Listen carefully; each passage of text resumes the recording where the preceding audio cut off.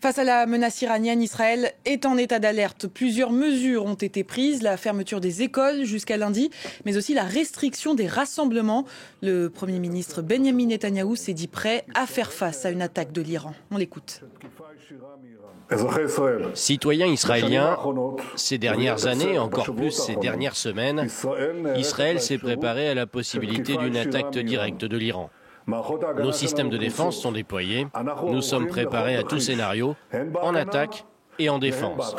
L'État d'Israël est fort, l'armée israélienne est forte, la population est forte.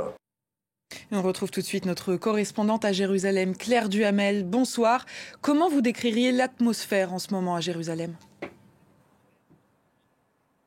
Bonsoir. Ce qui est certain, c'est que les Israéliens à Jérusalem, donc dans la partie ouest de la ville, se préparent. Beaucoup vont passer la nuit potentiellement dans leurs abris. On parle d'une centaine de drones confirmés par l'armée israélienne, tirés vraisemblablement depuis le territoire israélien, ce qui est totalement inédit. Il y a bien sûr beaucoup d'angoisse dans la population israélienne, mais la population a tout de même confiance en son armée et en son système de défense aérien, l'un des plus performants au monde. Alors bien sûr, c'est une nouvelle ère qui s'ouvre pour le pays après 6 mois de guerre, notamment à Gaza. Mais depuis les années 90, Israël n'a pas été attaqué par un pays souverain directement sur son territoire. Le gouvernement israélien a annoncé qu'à partir de minuit 30 ce soir, l'espace aérien israélien sera restreint. Plus de vols internationaux, plus de vols nationaux. La Jordanie a annoncé la même chose un petit peu plus tôt. Et puis il y a ces restrictions que vous mentionnez pour 2 jours qui ont été annoncées avant cette attaque de drone lancée depuis l'Iran. Les écoles seront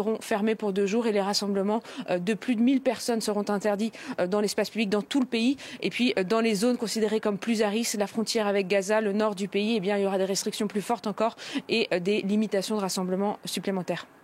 Merci beaucoup Claire Duhamel. On prend maintenant la direction.